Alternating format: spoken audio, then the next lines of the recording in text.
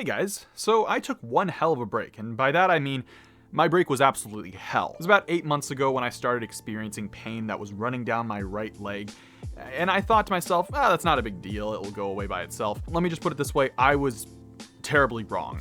It was a big deal, and it did not go away by itself. It got way worse. I hate going to the doctor, and I hate dealing with all this medical stuff, so I kept putting it off, and I kept on saying, oh, it will take care of itself, it will heal on its own, and I just don't want to have to deal with it. And because of my attitude and because of my laziness, I continued to suffer. I've got the results of your MRI.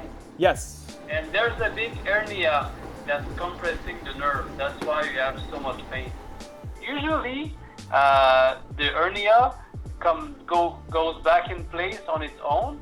But it takes a while. Turns out I have a herniated disc. Now, if you don't know what that is, basically in your spine you have all these bones, and you have these sacs of fluid, that's how it was described to me anyway, that are there to act as a sort of suspension, and they're there to protect your bones so that they don't, touch each other and cause pain or cause damage. Now, for some people, what they can experience is these sacs of fluid slipping out of place, and it can put pressure on the nerves, and that pressure induces pain to the extremities, to your arms and to your legs.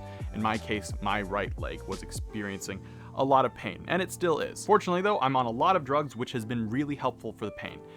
However, it has not been very helpful for me as I've been trying to make these videos. I have ADHD, so I get distracted really easily. I have this pain that just flares up randomly, and I'm on this medication that makes me really drowsy, and just anyway, there are a lot of factors to why I was not really capable of making these videos. And maybe if I would have done things differently, and maybe if I would have actually gone to the doctor sooner and taken physiotherapy and, actually respected what my body was trying to tell me, if I would have done that, maybe I would not have had to take such a long break, and maybe I wouldn't have had to suffer for so long. But you know what? Hindsight is 20/20, and because I have this platform, because I have this channel, even though it's a very small platform, I still feel like I owe it to you guys to tell you what happened to me, so you guys don't fall under the same trap, and hopefully you guys don't make the same mistakes I did. So here's a list of things that I wish I would have done sooner,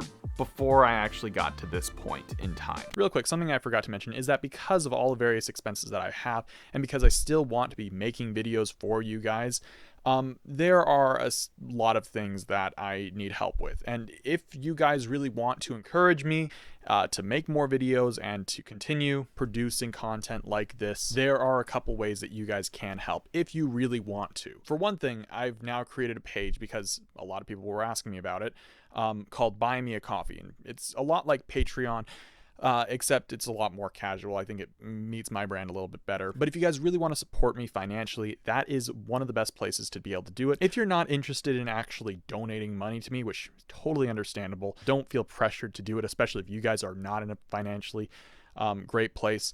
But if you guys really want to help me out, one other place that you can do is taking a look in the description down below, where I will have linked to all kinds of different products, things that I use on a regular basis, as well as things that I will be mentioning personally in this video. And if you buy using those links, I get a small commission fee at no extra cost to you guys. So it's really passive. It really helps me out to continue making more of these videos. Anyway, number one, I wish I would have bought a sit-stand desk. And there's many sit-stand desks that can really be catered to your needs and can really be adjusted to your specific height. My desk is a little bit too low for me, and my chair doesn't really fit very well in it, so I tend to not have the best posture while I'm working and while I'm editing these videos for long periods of time. So having an adjustable desk that can really be adjusted to your specific scenario and can be really catered to your needs is a really good thing, and something I wish I would have invested in ages ago. Now, just having a sit-stand desk is not enough to make it so that you're just magically going to be a healthier person who has better posture. That's not quite how any of these things work. You have to actually invest some time and use the tools properly if you're going to get the most out of them. But just having a sit-stand desk is something that I think would be beneficial to many people like me. Number two is an easy rig. Now, this is actually the only type of film equipment that I have featured in this list. If you don't know what an easy rig is, it's basically this camera support system that you attach to your chest.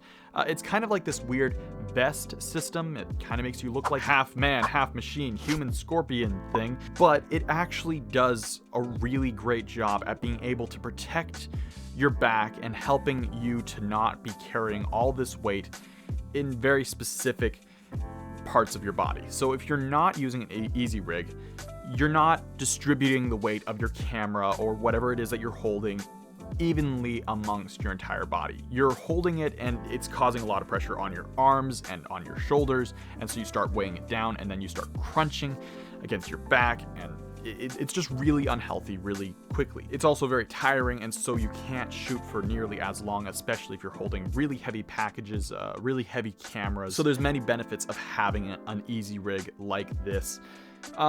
There's a couple different brands that make them. I actually don't have an easy rig, so I can't really recommend a specific one, but it's definitely something that I'm interested in investing in when I get better and when I'm actually able to start shooting more videos out in the field, because right now I can't walk or hold anything for very long anyway. If I would have gone to a physiotherapist when these problems first occurred, I could have avoided a lot of pain. I could have saved myself from suffering for a long period of time, and I could have actually continued to do work. But because I didn't do that, and because I'm stubborn as heck, I'm now having to suffer. I'm now having to go to far more physiotherapy appointments than I was originally having to go to. Maybe I could have gotten away with physiotherapy like a couple times a year instead of a couple times a month. That would have saved me a ton of money. But now, because I didn't do that, I'm now having to pay for a lot of medication. I'm having to pay for all of these physiotherapy appointments that are just stacking up. And I'm also not working. I have no ability to work, so I'm living off of my savings, and that's really stressful. So this is just a warning. This is just a public service announcement, I guess you could say. Take care of yourself. Invest in your personal health. Invest in your physical body to make sure that it actually is being taken care of properly, so you can continue to do your creative, ambitious projects for as long as possible. Because I want to be doing this job until I'm 80. I want to be making movies and doing all of these creative projects for as long as possible, but I can't do that if I'm crippled. So I hope this video was helpful to you guys, and if it was, go ahead and hit that like button, subscribe if you haven't already, ring that notification bell so you're getting those notifications, do all that jazz, and I will see you next time. Take care.